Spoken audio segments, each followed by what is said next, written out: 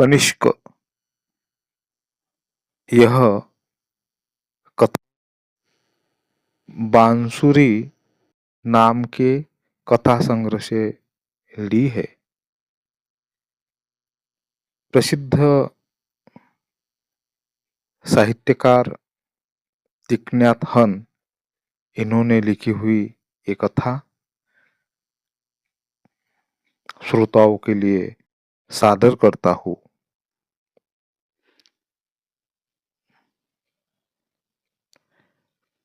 टामथी फापवान मंदिर का नव भिक्षु था।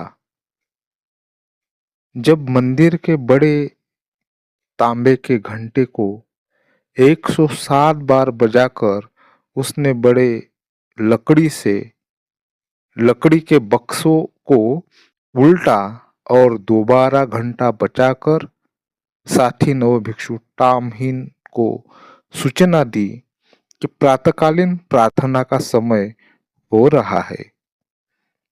टामथी बेसब्री से 107वीं बार बजे घंटे की आवाज की गूंज के खत्म होने का इंतजार कर रहा था ताकि वह अंतिम बार घंटा बजा सके। मंदिर के दूसरे शोर से टामथी को टामहीन द्वारा 3 बार बजाए गए घड़ियाल की आवाज सुनाई दी। उसने बक्से को बंद करने से पहले 3 बार और बजाया और फिर टामहीन के घड़ियाल की मधुर आवाज सुनने में व्यस्त हो गया। सभी साधु मुख्य हाल में सुबह की प्रार्थना के लिए एकत्रित हो गए थे। घंटाघर की ओर से बेहद ठंडी हवा बह रही थी। टामथी ने पत्तों की बनी अपनी बरसाती को कंधे पर डाला और धीरे धीरे मंदिर के मुख्य द्वार की ओर आया, जहां एक घुमक्कड़ साधु ध्यान लगाए बैठा था। यह साधु एक दिन पूर्व दोपहर में यहाँ आया था और उसने यह आज्ञा मांगी थी कि उसे मंदिर के मुख्य द्वार पर बैठकर ध्यान लगाने दिया जाए। उसने आश्रम द्वारा उपलब्ध बिस्तर व कमरे के लिए मना कर दिया था।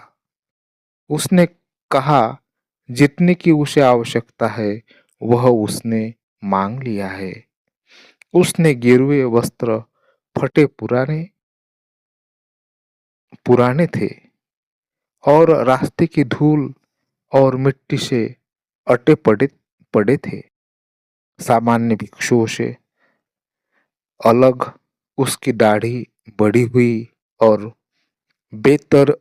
बेरतीब थी। उसका चेहरा, हाथ और पैर गंदे थे और शरीर से दुर्गंध आ रही थी। टामथी ने उस यात्री को चिलमची में ताजा पानी लाकर दिया। एक तौलिया और चटाई भी दी। जब वह यात्री हाथ धो चुका तो टामथी गंदे पानी की चलमची ले गया और थोड़ी देर में उसने लकड़ी के एक बर्तन में कुछ चावल और सोया की हरी चटनी लाकर उसे खाने को दी। यात्री ने उसे धन्यवाद दिया और भोजन करने में मग्न हो गया। टामथी ने साधु के समक्ष झुककर उसे प्रणाम किया और मंदिर की ओर लौट गया। 1 घंटे बाद जब वह बर्तन लेने लौटा तो उसने देखा कि यात्री गहरी नींद में सो चुका है। सुबह टामथी ने देखा कि वह यात्री ध्यान लगाए बैठा है। टामथी को उस साधु की साधुता ने प्रभावित किया था। हालांकि अभी भी उसमें से दुर्गंध आ रही थी। साधु की उम्र 50 वर्ष के लगभग होगी। उसके बाल और दाढ़ी बेतरतीब बढ़ी थी, किंतु चेहरे पर एक अद्भुत चमक थी जो आश्चर्यजनक रूप से सभी को अपनी ओर आकर्षित करती थी। प्रेरणादायक शक्ति उस चेहरे में थी। टॉम थी सोचने लगा कि जिन रहस्यपूर्ण साधुओं के विषय में मैंने पढ़ा है वह अवश्य ही उन्हीं में से कोई होगा।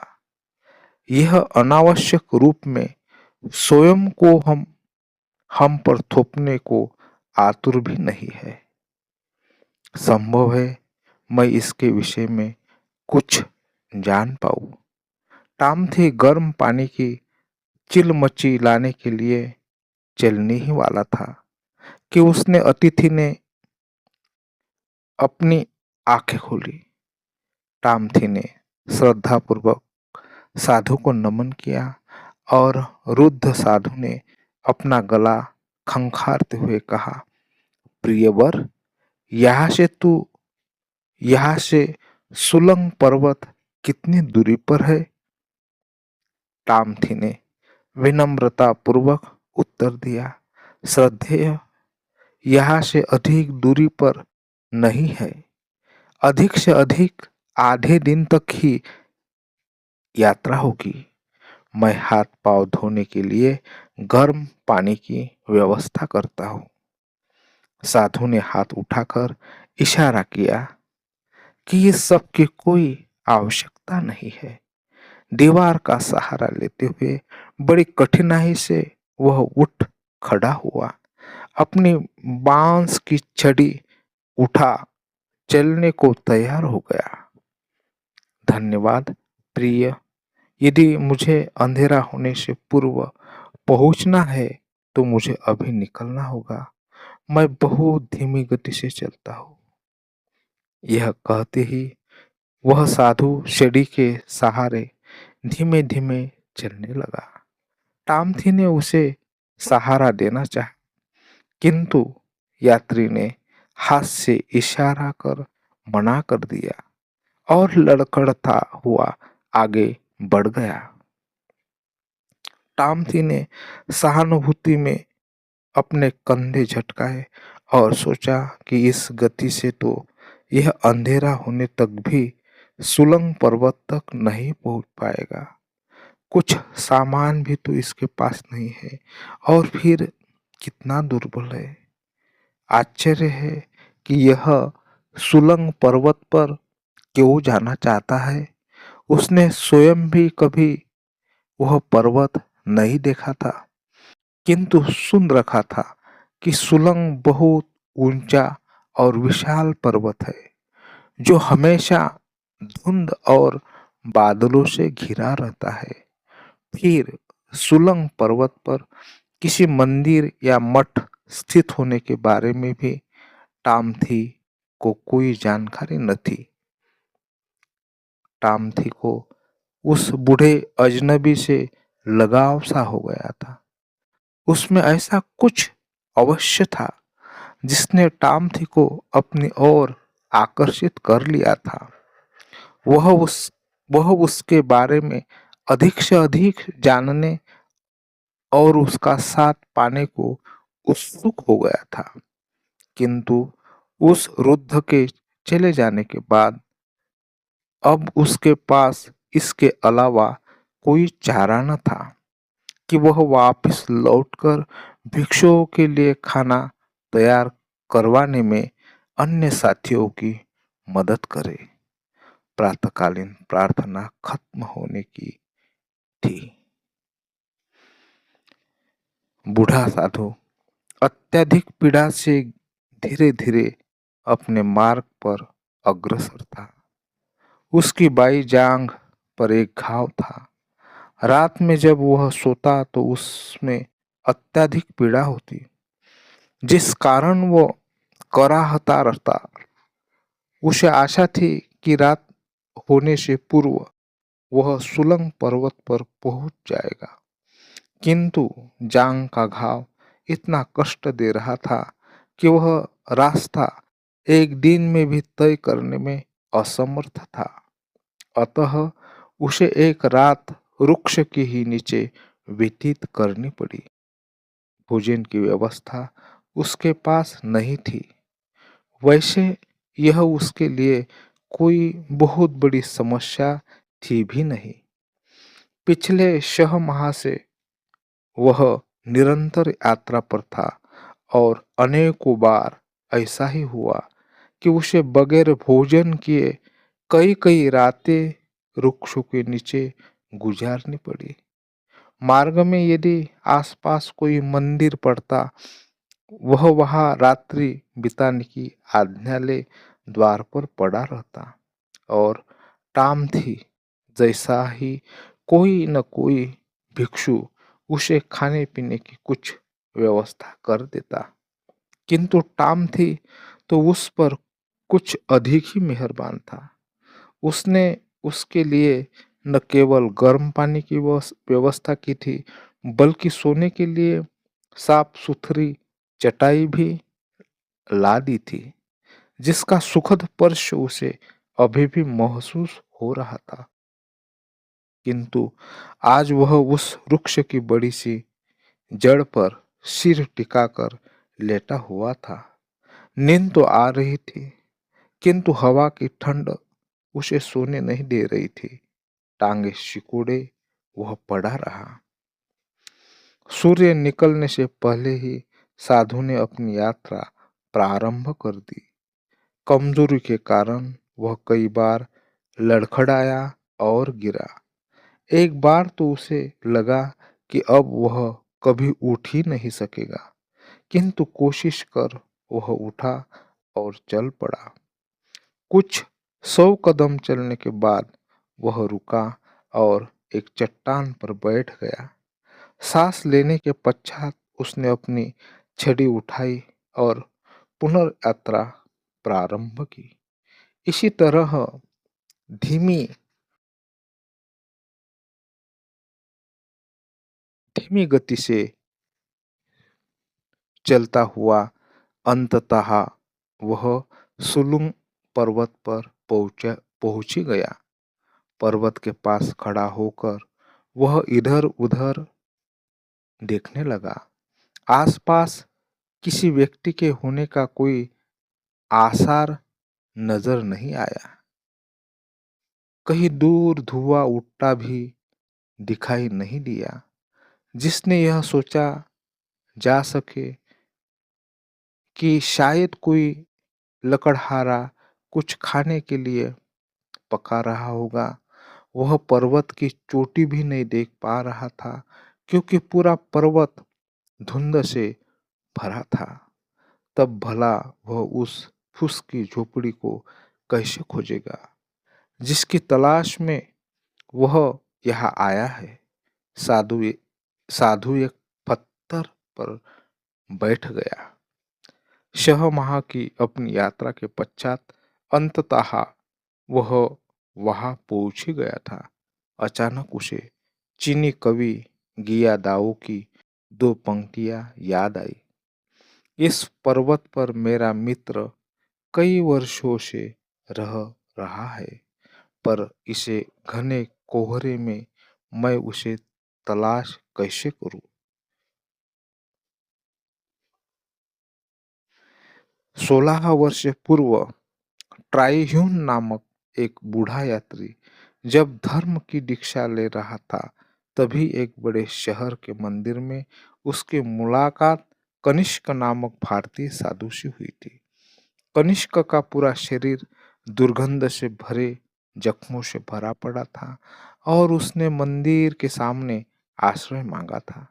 सभी ने घृणा से मुंह फेर लिया था, किंतु ट्राइह्यून ने उस अजनबी की देखभाल का जिम्मा अपने पर लिया था। प्रतिदिन यह उस भारतीय साधु के लिए गर्म नमक का पानी लाता और स्वयं अपने हाथों से उसे नहलाता। फिर वह साधु को धुले कपड़े पहनाता और खून और मवाद से सने उसके बद बदबूदार कपड़े को धोकर धूप में सुखाता। ट्राइह्यूम उसे खाने को भात देता, शाम को चाय पिलाता और उसके झूठे बर्तन साफ करता। कनिष्क के ठीक होने के आसार नहीं थे, किंतु ट्राइह्यूम की देखभाल से काफी आराम मिलता। अत्यधिक सहनशीलता और लगन लगन से उसने 2 साल तक कनिष्क की सेवा की। ट्राइह्यून के वरिष्ठ कोई आपत्ति नहीं करते, क्योंकि वह उसी लगन से अपनी पढ़ाई और मठ के कार्यों को भी अंजाम दे रहा था। एक सुबह भारतीय साधु ने ट्राइह्यूम से कहा, तुमने लंबे समय तक मेरी देखभाल की है, मैं तुम्हारा कर्जदार हूँ। अब मैं यहाँ से जाना चाहूँगा। ट्राइह्यून ने आश्चर्यपूर्वक पूछा, आप कहाँ जाएंगे? अभी भी आपका स्वास्थ्य ठीक नहीं है, फिर आपकी देखभाल कौन करेगा? कनिष्क ने प्यार से उसकी ओर देखा और कहा, मेरा अनंत कार्य व्यापार है, इसलिए मुझे उस और ध्यान देना है। तुम चिंता मत करो, मार्ग में अनेकों मंदिर है, कोई न कोई अवश्य ही इस बूढ़े साधु पर दयालु हो जाएगा। कनिष्क ने देखा कि उस विद्यार्थी के चेहरे पर उदासी घिरी आई है। उसने कहा, कृपया यह मत सोचो कि हमारी दोस्ती यही खत्म हो रही है, फिर किसी मार्ग पर हम अवश्य मिलेंगे।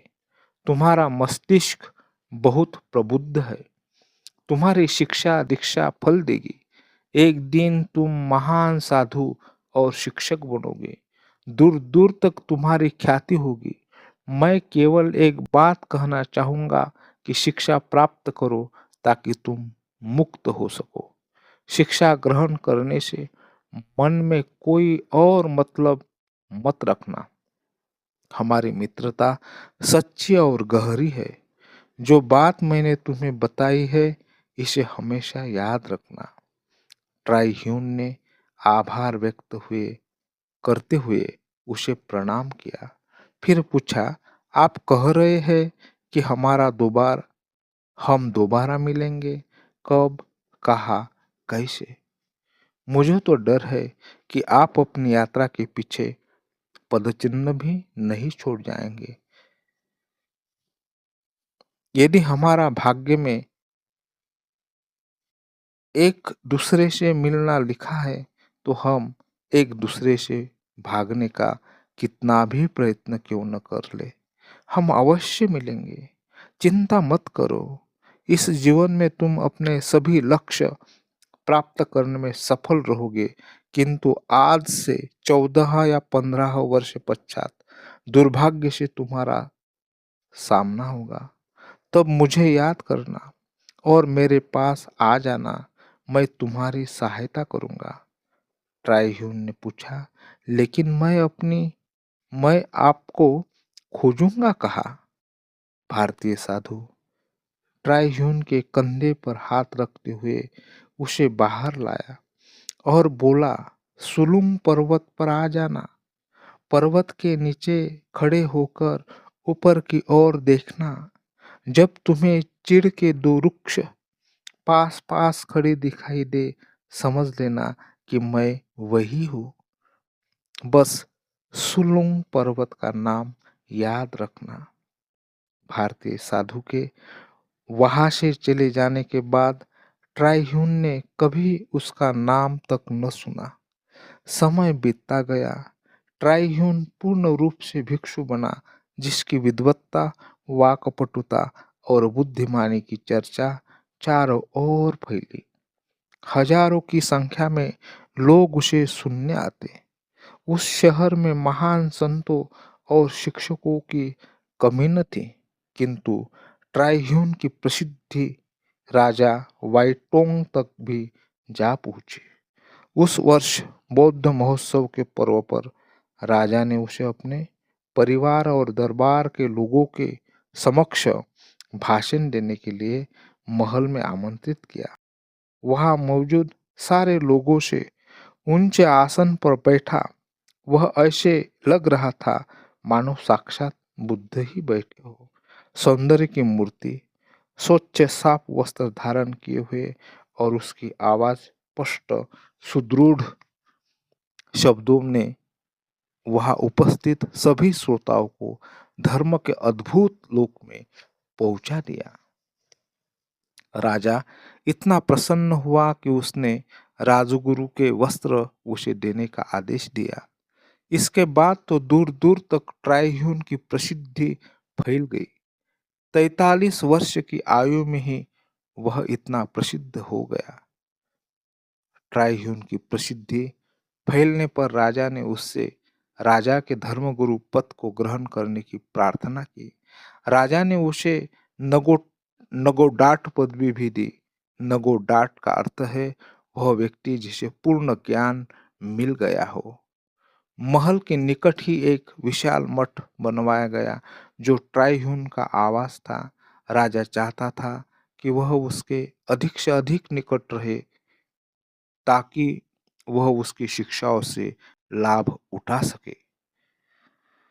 किंतु जब ट्राइह्यून 45 वर्ष का हुआ तो ऐसी घटना घटी, यह सारा सम्मान उसके सामने फीका पड़ गया।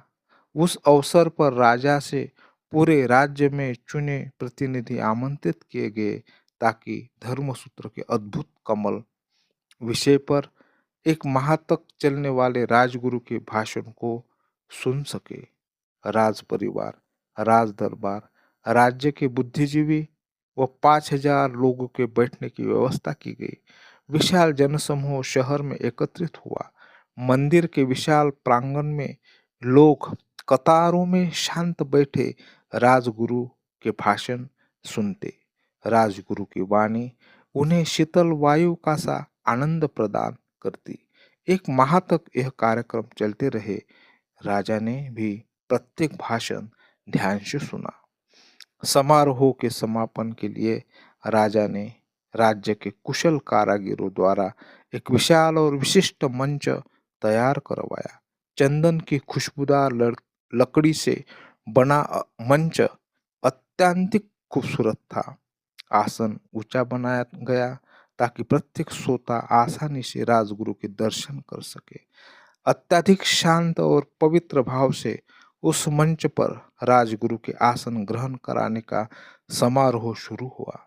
राजसी ठाठ बाट से राजा पधारा, धीमी गति से राजगुरु की ओर बढ़ा, श्रद्धापूर्वक मस्तक नवाया और उनसे विशाल मंच पर आसन ग्रहण करने की प्रार्थना की। जैसे ही राजगुरु नगोडाट ने आसन ग्रहण किया, सभी श्रोताओं ने घुटनों के बल बैठे उनका स्वागत किया। कुछ लोग भावुक हो गए, उनकी आंखों में आंसू छलछला आए। उस प्रकार अंतिम समारोह प्रारंभ हुआ।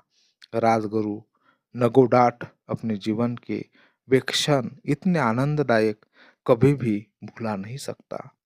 आज सुलुंग पर्वत के नीचे पत्थर पर बैठे उस यात्री ट्राइह्यून के सम्मुख वे क्षण एक बार पुनः पुनः घूम गए। उसे याद आने लगा कि वह कैसे सुखद क्षण थे जब उसने मंच पर आसन ग्रहण किया था। उसके सामने आसपास दूर दूर तक हजारों व्यक्ति श्रद्धा से नतमस्तक थे, जिनमें राजा भी शामिल था। राजगुरु ने आश्चर्य से चारों ओर दृष्टि घुमाई।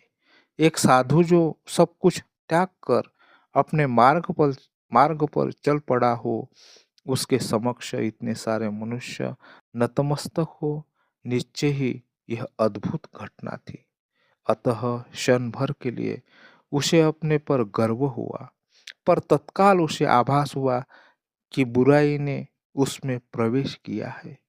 धीमे से उसने अपने कंधे झटकाए और स्वयं पर नियंत्रण करने का प्रयत्न करने लगा, किंतु तब तक देर हो चुकी थी। दूर आकाश से एक क्षण में एक चमकदार वस्तु के रूप में चमकीली रेत के कण सा नीचे उतरा और उसकी बाई जांघ से आकर टकराया। उसके मांस में असह्य पीड़ा देता हुआ उसकी मज्जा और अस्थियों में प्रवेश कर गया। पीड़ा इतनी तेज थी कि नगोडाट के मुंह से चीख निकल गई और उसने जांघों को अपने दोनों हाथों से दबाया।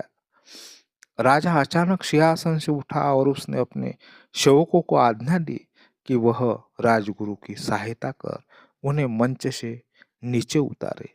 इस प्रकार अंतिम समारोह, जिसमें राजगुरु का धर्म सूत्र का अद्भुत कमल विषय पर भाषण देना था, संभव न हो पाया। सब लोग सोच रहे थे कि राजगुरु को संभवतः किसी विषैले जीव ने काट खाया है, शायद किसी कान खुजरे ने, क्योंकि शीघ्र ही राजगुरु को तेज बुखार भी हो गया था।